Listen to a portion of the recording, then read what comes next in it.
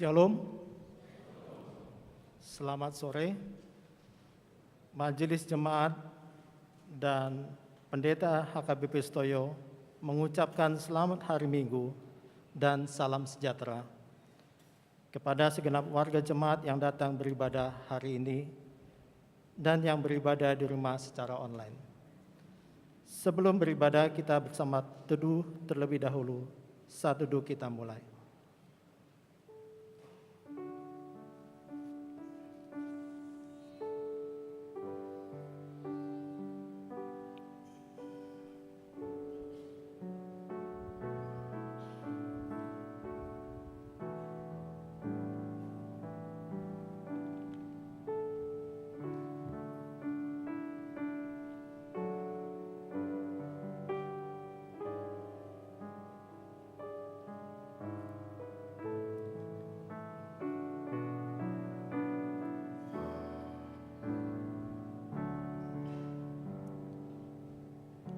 Amin. Tema ibadah kita pada minggu kelima setelah Epifanias adalah menjadi pengikut Kristus. Kita memuji Tuhan dari Kidung Jemaat 293 ayat 1-3, Puji Yesus.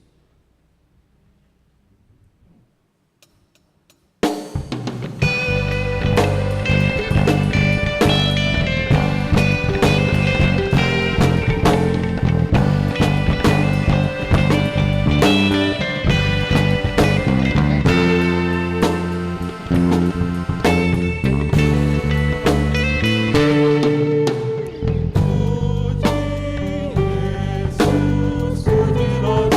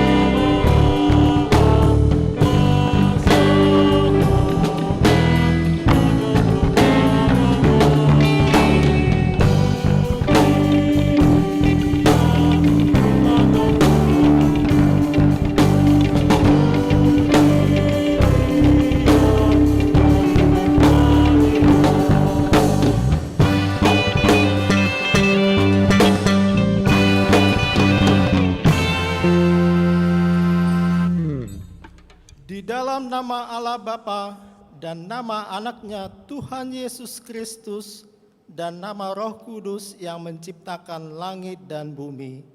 Amin. Dan mengucap syukur dengan sukacita kepada Bapa yang melayakkan kamu untuk mendapatkan bagian dalam apa yang ditentukan untuk orang-orang kudus di dalam kerajaan terang. Ia telah melepaskan kita dari kuasa gelap dan memindahkan kita ke dalam kerajaan anaknya yang kekasih. Haleluya.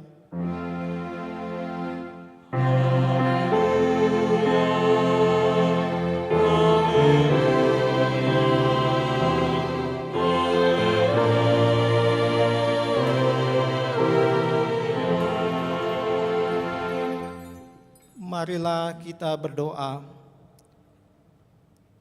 Ya Yesus Kristus, Engkau adalah sinar terang kebenaran yang menerangi seluruh umat manusia di bumi ini.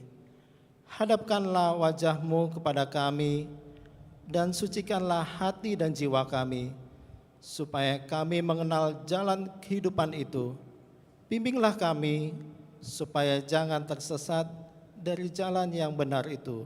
Yesus Kristus Tuhan kami. Amin.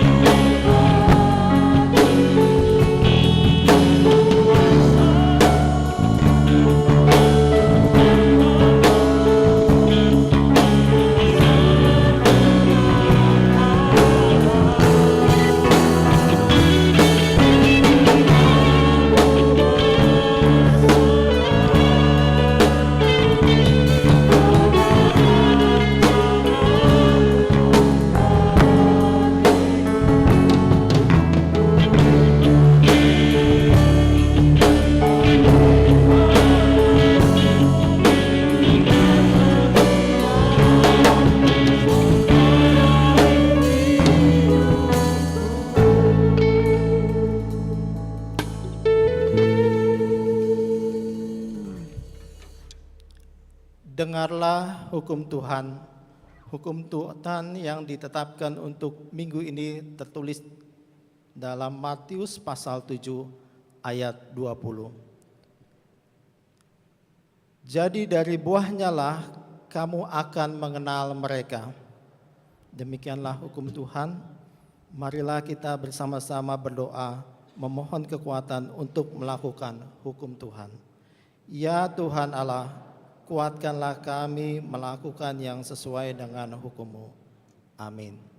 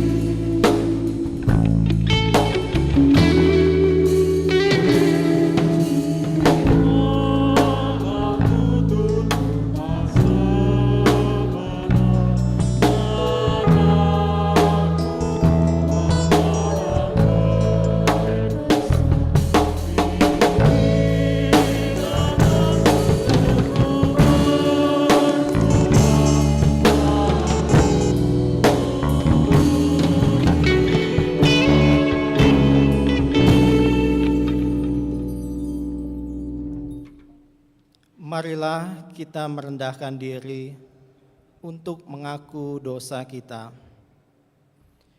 Ya Tuhan, Bapa yang Maha Kasih, kami berkumpul bersama-sama berdoa padamu, bukan karena kebenaran kami, melainkan hanyalah karena belas kasih-Mu yang besar. Kasihanilah dan ampunilah segala dosa dan kesalahan kami. Bangunkanlah hati dan jiwa kami, supaya kami dapat meninggalkan segala perbuatan kami yang jahat, dan kami beroleh hidup yang baru di dalam Yesus Kristus Tuhan kami. Amin.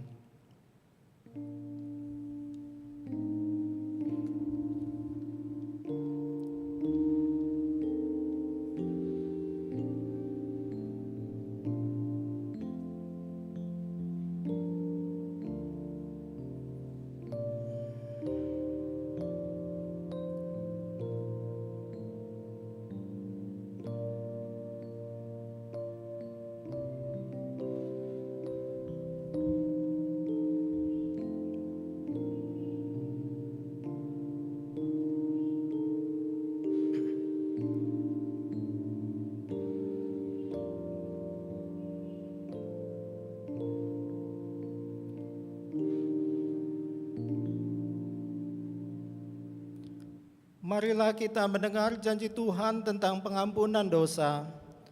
Demikianlah firman Tuhan, Aku telah menghapus segala dosa pemberontakanmu, seperti kabut diterbangkan angin, dan segala dosamu seperti awan yang tertiup. Kembalilah kepadaku, sebab aku telah menebus engkau. Kemuliaan bagi Allah di tempat yang maha tinggi. Amin.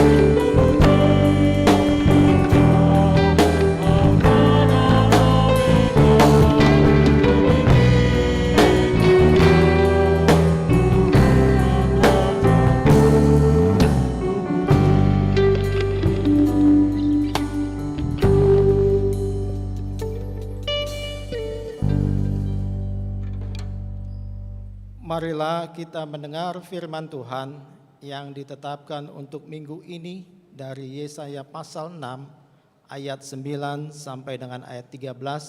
Kita membaca secara responsoria, demikian firman Tuhan. Kemudian firman-Nya, pergilah dan katakanlah kepada bangsa ini, dengarlah sungguh-sungguh tetapi mengerti jangan. Lihatlah sungguh-sungguh tetapi menanggap jangan.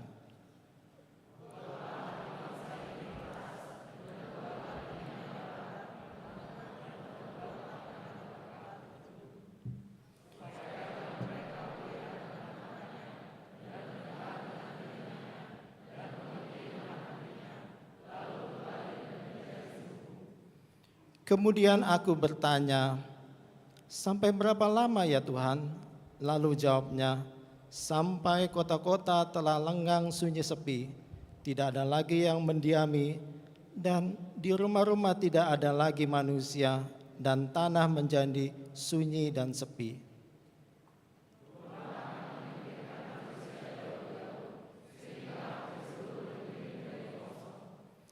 Dan jika di situ masih tinggal 1/10 dari mereka, mereka harus sekali lagi ditimpa kebinasaan.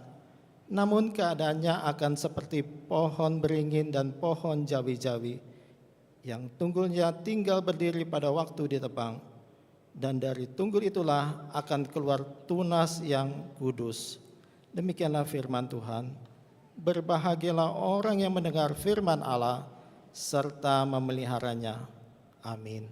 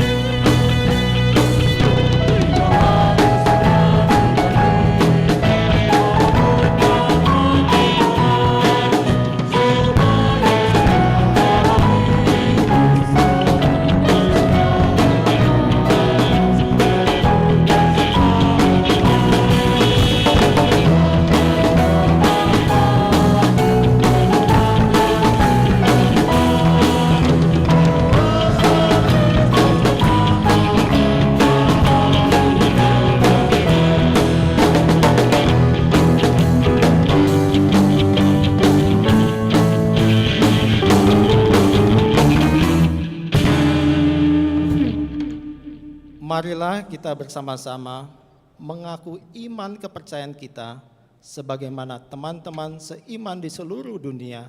Kita bersama-sama mengucapkannya.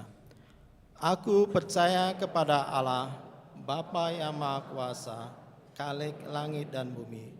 Aku percaya kepada Yesus Kristus, anaknya yang tunggal Tuhan kita, yang dikandung daripada Roh Kudus, lahir dari anak darah Maria, yang menderita sengsara di bawah pemerintahan Pontius Pilatus, disalibkan, mati dan dikuburkan, yang turun ke dalam kerajaan maut, pada hari yang ketiga bangkit pula dari antara orang mati, naik ke surga, duduk di sebelah kanan Allah, Bapa yang Maha Kuasa, dan di sana akan datang kelak untuk menghakimi orang hidup dan yang mati.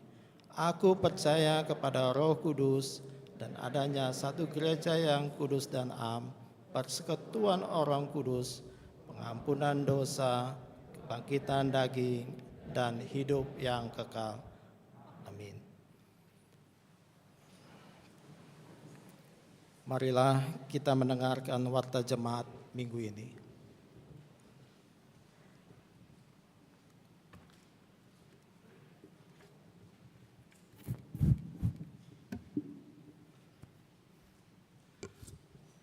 Warta Jemaat YHKBP Sutoyo Minggu 6 Februari 2022. Pertama, nama dan topik minggu. Nama minggu kita adalah minggu 5 setelah Epifanias dengan topik minggu menjadi pengikut Yesus. Kedua, anggota jemaat baru. Hari ini Minggu 6 Februari 2022 telah diterima menjadi anggota jemaat YHKBP Resort Sutoyo, keluarga Radut Sinaga dan istri Nurlina Oktavia Borusida Balok beserta 2 orang anak datang dari HKBP Girsang Resort Parapat Distrik 5, Sumatera Timur. Alamat Jalan Cipinang Muara, Gang Langgar nomor 47, Sektor Penas. Fajardo Simatupang dan istri Pristia Ningtyas Boru Sibarani. Daftar ulang alamat Jalan Pancoran Timur 9 nomor 20 Sektor Kalibata.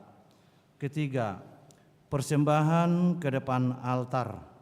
Minggu 13 Februari 2022 di setiap ibadah setelah khotbah kita akan mengumpulkan persembahan ke depan altar untuk kategorial sekolah minggu HKBP. Marilah kita menyerahkan persembahan tersebut dengan sukacita. Keempat, baptisan kudus. Minggu 13 Februari 2022, gereja kita akan melaksanakan baptisan kudus kepada anak-anak anggota jemaat HKBP Sutoyo Resort Sutoyo pada ibadah pukul 8.30. Anggota jemaat HKBP Sutoyo yang hendak membaptiskan anaknya supaya hadir di gereja Jumat 11 Februari 2022 pukul 16 WIB untuk mengikuti konseling baptisan kudus serta membawa buku anggota jemaat dan surat pengantar dari situa sektor. Jemaat di sektor perserahan langsung ke sekretariat gereja. Kelima, himbauan ibadah minggu. Sesuai dengan perpanjangan PPKM level 2 sampai tanggal 7 Februari 2022, di mana kegiatan ibadah diperbolehkan di gereja dengan kapasitas pengunjung 750 orang dengan memberlakukan prokes yang ketat serta memakai 2 masker atau masker ganda. Supaya di-upload aplikasi Peduli Lindungi yang sudah disediakan gereja sesuai himbauan Satgas COVID-19. Dimohon semua yang mau mengikuti ibadah menggunakan check-in dan selesai ibadah menggunakan check-out. Keenam, panitia ulang tahun HKBP Sutoyo. Sesuai kalender program kerja tahun 2022, panitia ulang tahun HKBP Sutoyo adalah Seksi Paropuan HKBP Sutoyo dan BPH. Dihimbau kepada Seksi Perempuan HKBP Sutoyo dan BPH supaya hadir mengikuti rapat panitia Senin 7 Februari 2022 pukul 17 WIB bertempat di konsistori. Ketujuh, pelaksanaan vaksin booster Distrik 8 DKI Jakarta.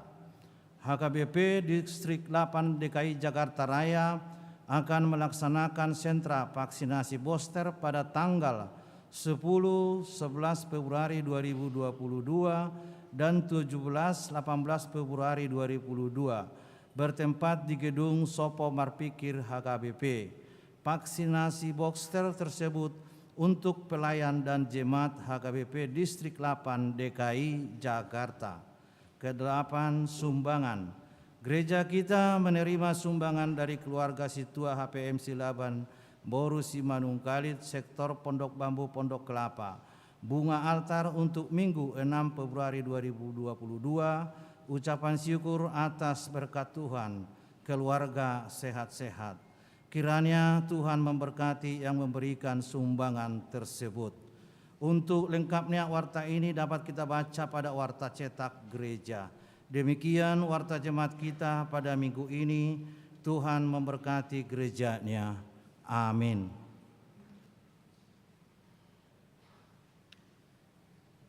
Marilah kita memuji Tuhan sambil mengumpulkan persembahan 1A dan 1B.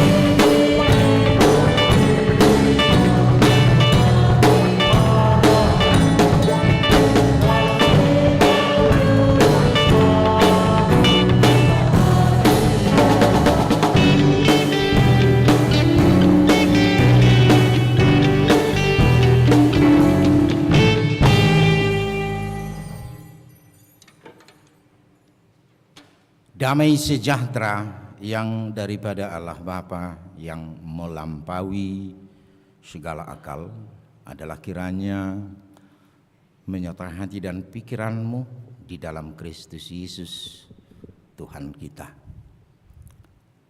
Amin. Firman Tuhan yang menyapa kita pada hari Minggu ini, yaitu yang tertulis dalam Injil Markus pasal 1, mulai dari ayat yang ke-16 sampai ayat yang ke-20. Saya akan membacakannya. Ketika Yesus sedang berjalan menyusur danau Galilea, ia melihat Simon dan Andreas, saudara Simon. Mereka sedang menebarkan jala di danau, sebab mereka penjala ikan. Yesus berkata kepada mereka, "Mari, ikutlah aku, dan kamu akan kujadikan penjala manusia." Lalu mereka pun segera meninggalkan jalannya dan mengikuti dia. Dan setelah Yesus meneruskan perjalanannya sedikit lagi, dilihatnya Yakobus anak Zebedeus dan Yohanes saudaranya sedang membereskan jala di dalam perahu. Yesus segera memanggil mereka dan mereka meninggalkan ayahnya Zebedeus di dalam perahu bersama orang-orang upahannya, lalu mengikut dia. Demikian firman Tuhan. Saudara yang terkasih, dalam nama Tuhan kita Yesus Kristus, topik kita minggu ini menjadi pengikut Yesus. Ada satu kata kunci dalam nas ini, sebuah kalimat sederhana yang datangnya dari Yesus. Mari, ikutlah aku. Sadarkah kita bahasa yang singkat ini, yang cukup sederhana ini, merubah 12 murid Yesus dan menjadi pengikut Yesus dan ikut serta menyebarkan firman Tuhan, tapi tidak sampai di sana. Ke-12 murid Yesus menjadi cikal bakal bahwa sampai hari ini bermiliar orang akhirnya percaya kepada Yesus ataupun merubah hidupnya. Dan kita tahu bahwa agama Kristen terbesar di dunia ini pada zaman ini sampai sekarang. Walaupun banyak yang murtad, yang meninggalkan imannya, dan yang tidak peduli lagi, yang menutup hatinya. Nanti akan kita lihat itu.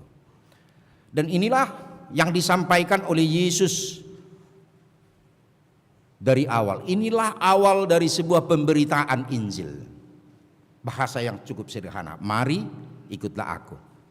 Akhirnya Simon dan Andreas yang adalah bersaudara, dan juga Yakobus dan Yohanes yang adalah bersaudara, dan yang mereka juga adalah dilatar belakangi profesinya seorang penjala ikan ataupun nelayan, dan mereka mengikut Yesus. Ini yang kita lihat tadi dalam nas ini. Saudara-saudara yang terkasih, di Timur Tengah atau dunia Timur Tengah zaman dulu, seorang murid mengikuti gurunya, dan inilah yang dilakukan oleh para murid Yesus. Dan ini sebuah tradisi ataupun sebuah etika yang harus dijalani. Seorang murid harus ikut dari belakang kalau mereka jalan, karena dulunya tempat pembelajaran mereka tidak satu tempat, tapi mereka berpindah-pindah kota antara kampung dengan kampung, di satu tempat ke tempat yang lain. Dulunya tidak ada transportasi seperti sekarang, ada Transjakarta, ada ini segala macam seperti kita sekarang. Tapi dulunya mereka berjalan dari satu tempat ke tempat yang lain. Ketika mereka jalan, semua murid-murid harus ikut dari belakang. Di samping gurunya pun nggak boleh. Itu dianggap tidak berdisiplin. Tapi mereka harus mengikut gurunya, jangankan di depan.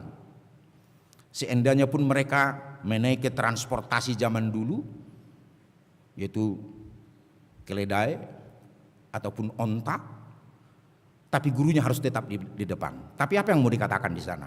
Artinya ialah bahwa para murid itu harus menjadi orang yang taat kepada gurunya, orang yang cinta kepada gurunya, mereka yang berserah kepada gurunya, mereka yang mau mendengarkan gurunya.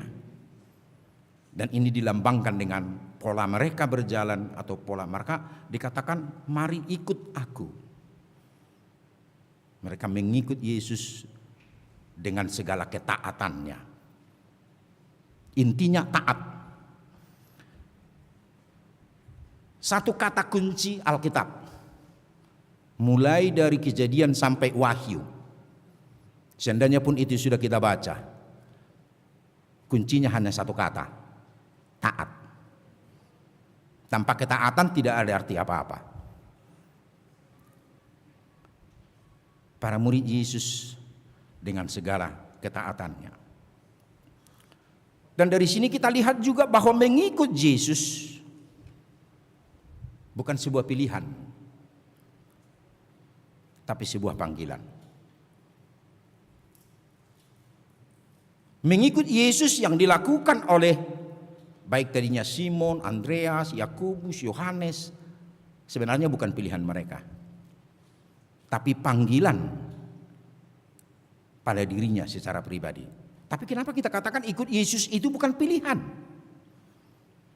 Jangan pernah kamu menganggap bahwa kamu memilih untuk mengikut Yesus. Karena apa? Pada umumnya pilihan manusia, pilihan dunia ini bisa salah pilih. Pilihan manusia bisa temporer. Sekarang saya memilih, besok saya menolak. Sekarang saya mengagumi si A, mungkin besok saya membencinya. Itulah pola manusia memilih. Mungkin pacarmu juga begitu. Sekarang kau agung-agungkan, wow, beb, lu yang tercantik, terbaik dan segala macam. Besok udah lo bully dia lagi melalui media sosialmu. Dan bahkan orang yang paling kau benci akhirnya, gitu loh. Itulah pilihan manusia. Contohnya maksud saya, bukan semua seperti itu, ya. Ada orang yang jatuh cintrong sejak awal. Kalau di kampung kami namanya cinta melebab, ya. Sampai akhir juga cinta. Ada juga sih yang seperti itu, yang setia, ya. Tapi persoalannya seperti saya katakan tadi, Yesus juga berpesan kalau kita baca dalam Yohanes 15:16. Bukan kamu yang memilih aku, tapi akulah yang memilih kamu. Artinya itu adalah otoritas Tuhan. Tuhan memilih kita. Tuhan memanggil kita. Untuk itu kita katakan bahwa ikut Yesus itu harus menjadi panggilan bagi kita. Tuhan yang memanggil kita untuk mengikut Yesus di dalam kesetiaan. Jangan pernah kamu menganggap bahwa kamu yang menentukan ikut Yesus atau tidak. Kalau ikut Yesus atau tidak bisa beragam alasan. Saya tidak sempat, tidak ada waktu, aduh sibuk banget gitu. Oh maaf, saya masih muda. Oh maaf, pekerjaan saya ini mendesak, proyek gua belum aduh gitu. Wah ini paper gua nih, aduh lagi mendesak, mau kejar tayang gitu. Dengan alasan segala macam, alasan mungkin kita membuat alasan-alasan seperti yang saya katakan tadi. Tapi yang pasti menjadi pengikut Yesus harus dengan jelas dan pasti bukan kita yang memilih, tapi Tuhanlah yang memilihmu.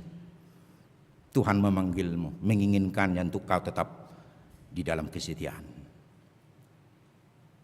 Saudara yang terkasih, panggilan ditujukan untuk semua, bersifat universal, tidak terbatas. Dan ini salah pemahaman orang-orang Yahudi dulunya. Orang Yahudi menganggap bahwa mereka lah bangsa pilihan Tuhan dan keselamatan itu hanya untuk mereka. Makanya mereka sering menganggap bahwa bangsa lain itu bangsa nomor 2. Di bawah mereka, mereka yang terhebat, mereka yang terbaik. Tidak demikian adanya. Tapi bahwa panggilan itu bersifat universal, artinya kepada semua orang, pada kita. Tidak hanya kepada murid-murid pada saat ini. Sejak awal Yesus memanggil para muridnya, tidak. Sampai sekarang juga panggilan itu ada. Bagaimana kita menyadari panggilan itu? Tapi yang menjadi persoalan dalam hal panggilan ini, seorang misiolog ini menggambarkan ya. Dia mengatakan dalam panggilan ini ada kita menemukan. Pertama dikatakan ada orang yang tahu tapi tidak mau. Dia tahu kebenaran Tuhan itu sendiri. Tetapi pada dasarnya dia menutup hati. Sama tadi dengan Yesaya yang kita baca yang menjadi epistel. Tuhan panggil Yesaya. Tapi apa yang dikatakan Tuhan, pergilah katakanlah kepada bangsa ini. Biarlah mereka mendengar tapi tidak tahu apa yang dia dengar. Artinya hati mereka sudah tertutup. Tuhan telah menutup mereka. Bukan mereka tidak tahu, mereka tahu tapi tidak mau. Kalau kita baca sebuah perumpamaan Yesus atau kisah yang terjadi, bukan perumpamaan, maaf. Sebuah kisah yang kita baca dalam Markus 10 mulai dari ayat 17 contohnya. Ada seseorang datang menemui Yesus, dan bahkan kalau versi Matius dikatakan ini adalah orang muda. Orang muda yang sukses, berhasil dalam pekerjaan, dalam berbisnis. Dia sudah punya harta yang banyak dan masih muda. Kalau mungkin zaman sekarang mobil dia mobil sport, naik Alphard ke gereja. Kalau mau kemana-mana dengan kendaraan lengkap dengan seorang pengawal contohnya ya. Ini dikatakan. Tapi apa persoalan? Ketika dia menemui Yesus, apa pertanyaannya? Guru, apalagi yang mau saya lakukan agar saya beroleh kehidupan kekal? Apa jawab Yesus? Oh, lakukanlah apa yang dikalahkan oleh hukum Taurat. Jangan membunuh, jangan mencuri, jangan begini, jangan begini. Apa jawab si orang muda? Orang muda menjawab, kalau itu guru sejak saya anak-anak udah tahu. Anak kecil aja tahu. Saya udah tahu. Bisa baca nanti dalam Injil Markus. Oh, itu yang dijawab Yesus. Ternyata kawan ini orang beragama dan dia tahu ajaran Tuhan, dia tahu hukum Taurat. Apa yang dikatakan oleh Tuhan dan apa yang diperintahkan oleh Tuhan. Kemudian dari dia diminta suatu tindakan. Karena dia punya harta banyak, kasih dong hartamu sebagian pada orang-orang miskin. Mau enggak? Begitu Yesus katakan pada dia, dia langsung balik kanan. Sorry aja. Apakah dia tahu? Tahu. Tahu dia hukum Taurat? Tahu. Tahu dia ajaran agama? Tahu. Sejak kecil. Tapi ketika dia diajak, persoalannya dia yang nanya, guru. Ketika rombongan Yesus jalan, dia datang lari-lari. Dia datang lari-lari menemui Yesus, guru. Apalagi yang mau saya lakukan agar aku beroleh kehidupan? Kalau soal dunia, wah, sorry aja. Deposito kita udah cukup, 7 keturunan, harta, wow, gitu. Tapi ketika dari dirinya dituntut suatu tindakan nyata yang real untuk mengikut Yesus, dia langsung balik kanan.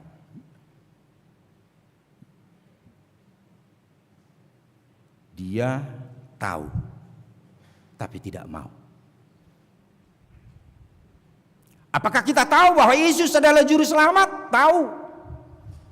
Tapi apakah kita mau mengikutnya dengan kesetiaan? Tak sekedar sebuah slogan, tak sekedar sebuah statement, tak sekedar sebuah status. Yang pertama, yang kedua dimungkinkan juga katanya. Tidak tahu tapi mau.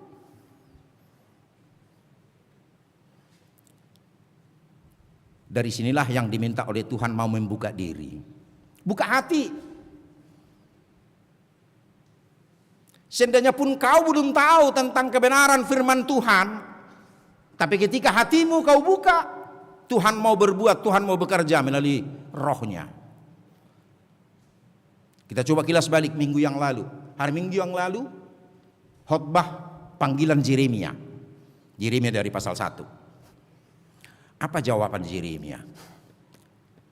Ketika Tuhan memanggil Yeremia, jawabnya, maaf Tuhan, saya masih muda. Saya belum punya pengalaman. Saya tidak banyak tahu. Dan bahkan dia katakan, saya tidak pintar berbicara di hadapan khalayak, karena yang akan dihadapi adalah para pemimpin-pemimpin ketika itu. Orang-orang istana, orang-orang hebat pada zamannya. Dia belum punya pengalaman. Belum banyak makan garam kehidupan. Tapi Tuhan mau mengatakan, saya akan menyertaimu. Tuhan akan memperlengkapimu. Tuhan akan memampukanmu menyatakan sesuatu yang adalah kebenaran Tuhan. Hanya kembali kepada apakah kamu mau membuka hati untuk Tuhan pakai. Sama dengan Musa. Musa dulu dipanggil, sama jawaban Musa. Dia juga merasa tidak mampu. Tapi Tuhan mau memperlengkapi setiap orang yang Tuhan panggil, seperti kita katakan mengikuti Yesus ya, yang adalah panggilan. Kembali kepada kita, apakah kita mau buka hati atau tidak ya. Dan sepanjang Tuhan mau membuka hati kita, pasti Tuhan berbuat kita. Tuhan akan rajut kita sesuai dengan kebenaran Tuhan. Dan yang ketiga katanya, ada orang yang tahu tapi sekaligus mau. Inilah murid Yesus yang Tuhan panggil pada saat ini. Mereka memang sebelumnya sudah pendengar tentang Yesus, karena mereka juga adalah murid Yohanes Pembaptis. Yohanes Pembaptis telah mengkhotbahkan bahwa Mesias telah datang. Dan ketika Yesus juga dibaptiskan juga telah diperkenalkan bahwa dialah Mesias, dialah anak Allah. Ya. Tahu dan mau. Dan inilah para murid Yesus yang kita lihat di sini. Tapi tidak hanya mereka yang sudah mendengarkan itu. Dalam Alkitab juga kita menemukan ada seorang letnan dari Kapernaum. Dia orang Itali sebenarnya, dia orang Roma, dia penjajah sebenarnya. Tapi dia orangnya yang tahu dan mau. Ketika datang menemui Yesus bahwa hambanya dalam keadaan sakit keras dan hampir mati. Kemudian mohon kuasa Tuhan melalui Yesus untuk menolongnya. Dan dia mengatakan, si letnan, sama seperti kami para pimpinan tentara, apa yang kami katakan akan diikuti oleh pasukannya gitu. Demikian dengan kamu, apa yang kau katakan pasti akan terjadi. Orangnya tahu dan mau, Tuhan bertindak. Artinya apa? Tahu dan mau yang selalu memberikan kesempatan Tuhan bertindak dalam hidupnya. Apakah ada orang tidak memberi kesempatan hidup dalam hidupnya bertindak? Terkadang kita mendahului kemampuan kita. Ketika kita diperhadapkan dengan persoalan hidup, mungkin terbentur. Kita telah melakukan apa kemampuan kita. Kita telah mencoba dengan segala cara. Kita terbentur.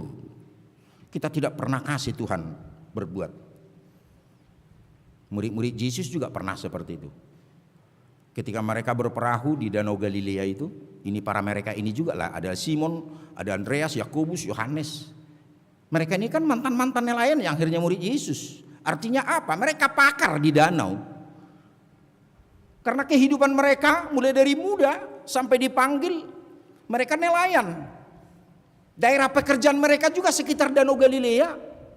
Mereka tahu kapan di sana cuaca ekstrim, mana di sana lokasi-lokasi yang agak sedikit berbahaya, mereka tahu semua, kepakaran mereka ada. Tapi ketika mereka berperahu, kemudian badai datang, mereka putus asa dan mereka mengatakan, kita akan mati. Guru, kau di mana guru? Kita akan mati. Yesus ada di buritan kapal. Yesus hadir. Dan apa yang terjadi? Anginnya mereda. Mereka bisa selamat jalan. Yang pertama mau kita lihat di situ, beri kesempatan Tuhan bertindak dalam hidupmu. Jangan hanya andalkan pikiranmu, kekuatanmu, kau merasa hebat, merasa sukses dan segala macam. Merasa kuat karena kamu masih orang muda. Orang pakar pun, Petrus pun, Andreas, Yakobus, Yohanes yang pakar dalam dunianya, gagal mereka dalam kepakarannya. Tapi ketika Yesus bertindak, mereka selamat. Beri waktu untuk Tuhan bertindak dalam hidupmu. Dan inilah panggilan Tuhan sebenarnya kepada kita. Saudara yang terkasih, yang berikutnya, panggilan itu adalah sebuah kesempatan. Bagaimana kita mau melihat ini sebuah kesempatan? Panggilan itu bukan sesuatu hal yang biasa-biasa saja. Ya. Dalam Alkitab, dalam bahasa asli ada dua tentang waktu. Dalam bahasa Yunani. Yang pertama disebut kata kronos. Kronos, dari sanalah asal kata kronologi. Ya. Kronos, waktu yang terukur. Mulai dari detik, menit, jam, hari, minggu, bulan, tahun, abad, dan milenium. Terukur. Ya. Dan waktu yang berjalan di dalam satu garis yang tidak akan pernah berhenti, apalagi mundur. Dan apapun yang terjadi, apapun kata kita, waktu itu tetap berjalan. Itulah kronos, terukur. Tapi ada kata lain yang sering juga dipakai, kata kairos. Kata kairos beriringan dengan waktu yang berjalan tadinya. Hanya kairos tidak sama dengan waktu. Kalau kemarin ada sore, sekarang sore, kemarin ada siang, sekarang ada siang, kemarin ada pagi, sekarang ada pagi. Tidak seperti itu adanya. Secara sirkular, bukan itu. Hanya bumi yang berputar pada sumbunya itu. Tapi kairos itu ialah diterjemahkan sering dengan kesempatan, momen, peluang. Persoalannya, ketika kita tidak mempergunakan kairos, kesempatan dalam perjalanan kehidupan kita, jangan lupa besok hari belum tentu ada kairos, belum tentu ada kesempatan. Jangankan besok, bulan depan, ataupun tahun depan, atau mungkin 10 tahun depan, belum tentu ada kairos itu. Maka seiring dalam perjalanan kita, ada kairos, kesempatan. Artinya apa? Jika firman Tuhan berkata pada saat ini, mari ikutlah aku, jangan menunda. Jangan katakan besok aja dah, gue belah masih muda dah, tunggu dah. Tunggu saya nikah dulu. Seandainya nggak nikah-nikah sampai 70 tahun umurnya, terus gimana? Maaf yang belum menikah ya, bukan itu tujuan saya, maaf. Tapi yang saya mau katakan itu jangan tunda. Saya masih muda, oi. Ada seorang bijak mengatakan, jangan bangga dengan kemudaanmu. Karena syarat jadi mati tidak harus tua katanya. Ketika kita muda pun bisa mati kok. Artinya berlalu dari dunia ini. Belum sempat mengikut Yesus, belum pernah setia mengikut Yesus. Hanya sekedar ikut-ikutan. Ya. Hanya sekedar ikut-ikutan. Menjadi Kristen jangan ikut-ikutan. Itu yang dikatakan. Menjadi pengikut Yesus menjadi topik minggu kita. Ikutlah Yesus dengan pasti, dengan segala imanmu, dengan totalitas kehidupanmu. Munak tur marsugut adok pemuda ganteng manopoto Ali tinggal mo hapor Xiaomi ninna rupani tur melujungi ho. Horas mak. Gosong unido. Kan jodoh amang. Nah. Jodohkah kalau tidak pada jalan kebenaran Tuhan? Ya enggak dong. Song misia kaduli-dulion. Tora dong anak baru. Artis kadei musik. Artis kontes dangdut Indonesia. Etang yang di mana beda tong Tuhan. Ada artis kontes dangdut Indonesia Tuhan. Sungguh cantik Tuhan. Gemulai Tuhan. Di mana? Hape dang isa situng nga. Tori dokot Tuhan itu hosa situng. Arong gubur itu katoro pisima berengin naruan.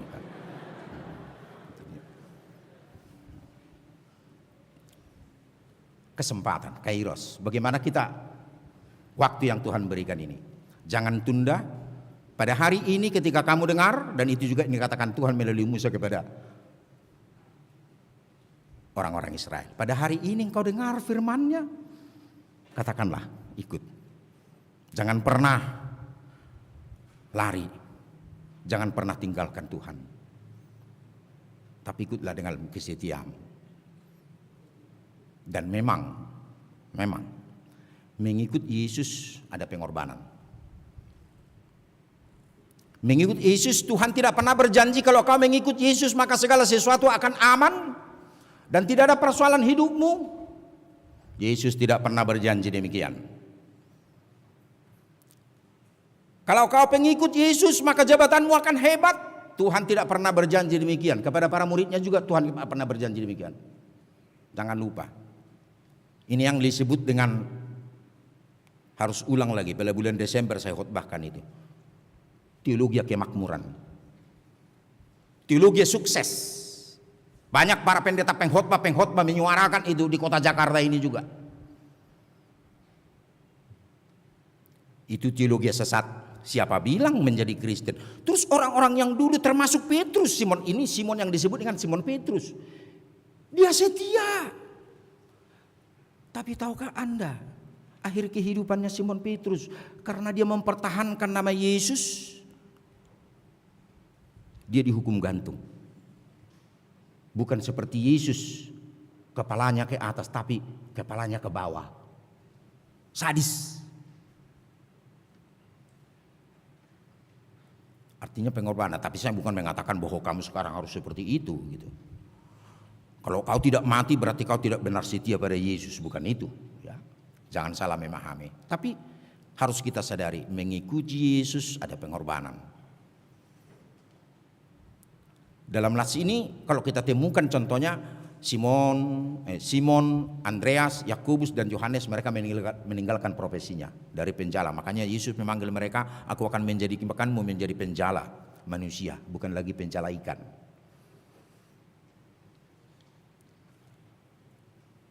Mereka meninggalkan profesi, tapi tak selamanya harus meninggalkan profesi. Untuk menerima hidup baru tidak selamanya meninggalkan profesi. Dalam Alkitab kita temukan Sakeus seorang pemungut cukai yang ditemui oleh Yesus ke rumahnya.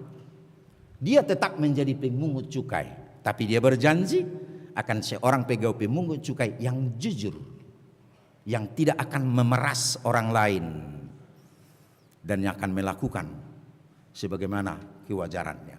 Ya. Maka dia komit dan dia setia. Dalam Alkitab kita temukan juga dalam Yohanes 3, Nikodemus yang datang malam-malam menemui Yesus. Dia seorang Farisi yang kelompok orang Yahudi, ya, para intelektualnya. Dia tetap Farisi, tetapi beroleh hidup baru. Dia tidak meninggalkan posisinya menjadi seorang Farisi. Yusuf dari Arimatea yang ketika Yesus telah mati dan untuk menerima dia kuburkan, dia juga seorang anggota sidang Sanhedrin, anggota MPR zaman sekarang. Ya. Walaupun dia seorang anggota Sanhedrin, tapi dia orang yang jujur dan tidak setuju dengan perlakuan mereka kepada Yesus. Untuk itu kenapa dia datang dan memohon kepada Pontius Pilatus agar mayat Yesus diturunkan dan dia mau menguburkannya. Dia tetap orang Farisi, tetapi dia beroleh hidup baru. Jadi artinya beroleh hidup baru tak selamanya seperti murid Yesus di sini harus meninggalkan profesinya, ya. Tetapi dimungkinkan dari kita dituntut mengikut Yesus, dari kita mungkin dituntut tenaga, dari kita mungkin dituntut waktu, dari kita mungkin dituntut pikiran, hal yang dapat untuk kita persembahkan demi kemuliaan nama Tuhan sebagai pengikut Yesus. Seperti dikatakan oleh topik minggu kita, menjadi pengikut Yesus yang setia. Tak sekedar ikut-ikutan, tapi kita mau mengikut Yesus dengan segala totalitas kehidupan kita. Jangan pernah berkata, apakah mungkin saya layak? Tuhan tidak melihatmu sama seperti para murid ini tidak melihat strata sosial mereka, siapa mereka sebelumnya. Tidak itu yang Tuhan lihat. Sama dengan kita. Seandainya Tuhan pun bertanya kita sekarang, Tuhan tidak akan menyalahkanmu. Siapa kau kemarin? Siapa kau tahun lalu? Siapa kau dulu? Tuhan tidak akan tanya demikian.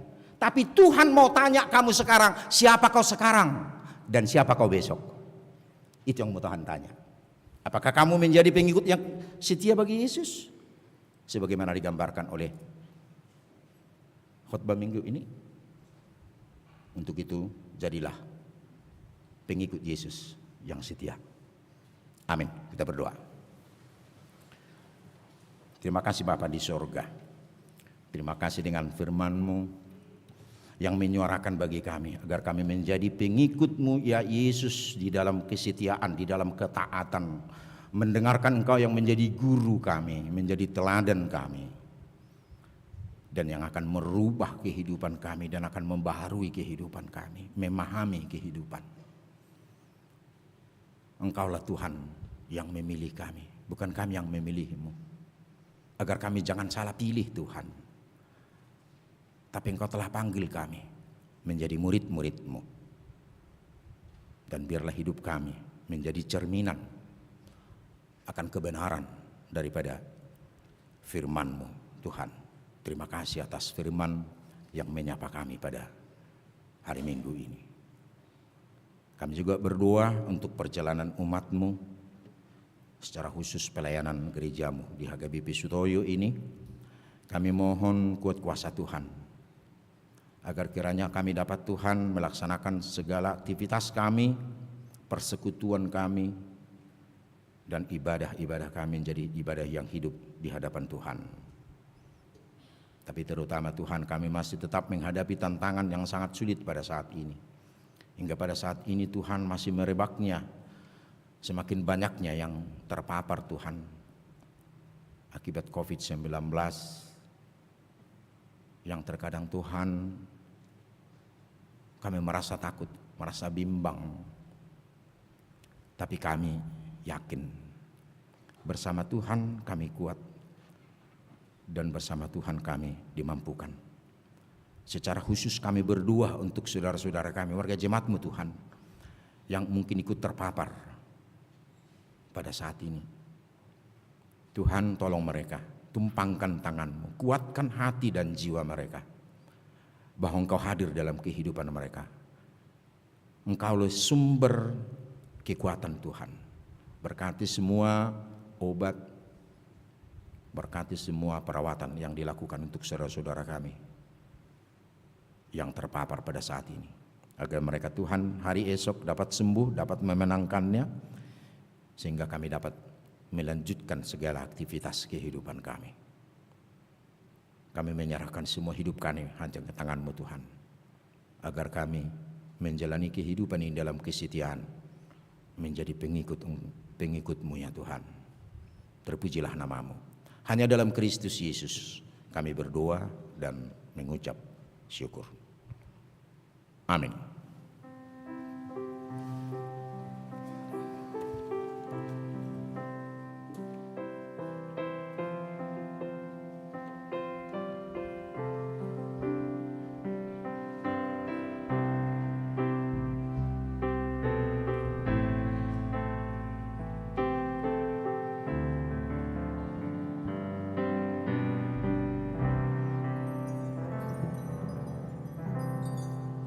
Kita bernyanyi sembari mengumpulkan persembahan.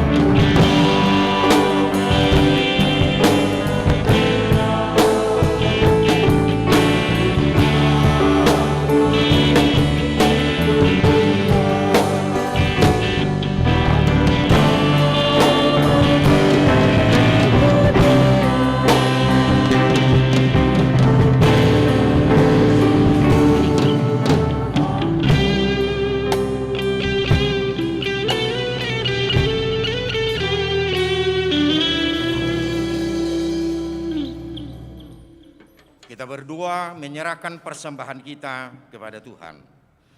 Ya Allah Bapa kami di sorga, kami mengaku bahwa Tuhan adalah sumber dari segala karunia yang melimpah dalam kehidupan kami masing-masing.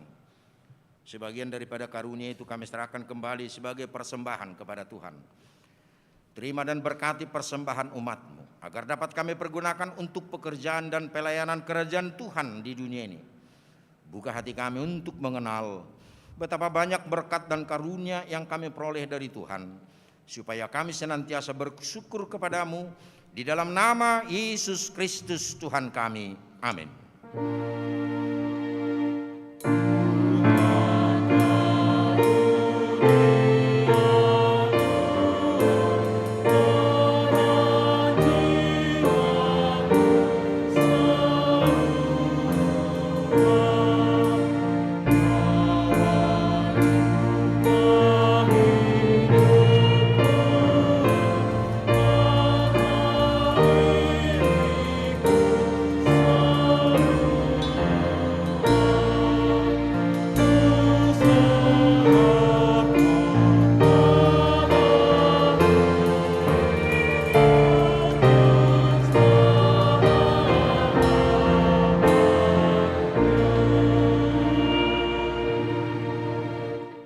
Bapa kami yang di surga, dikuduskanlah namamu, datanglah kerajaanmu, jadilah kehendak-Mu di bumi seperti di surga. Berilah kami pada hari ini makanan kami yang secukupnya, dan ampunilah kami akan kesalahan kami, seperti kami juga telah mengampuni orang yang bersalah kepada kami. Dan janganlah membawa kami ke dalam pencobaan, tetapi lepaskanlah kami daripada yang jahat.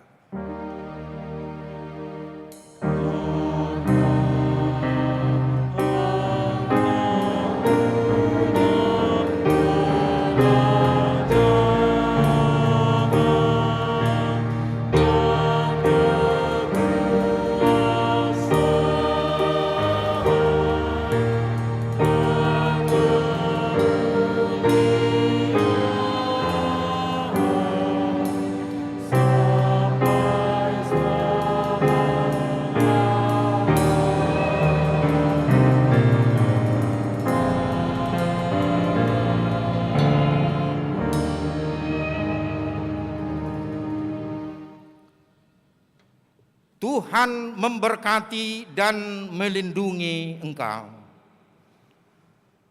Tuhan menyinari wajah-Nya kepada engkau dan memberi engkau kasih karunia. Tuhan menghadapkan wajah-Nya kepada engkau dan memberi engkau damai sejahtera.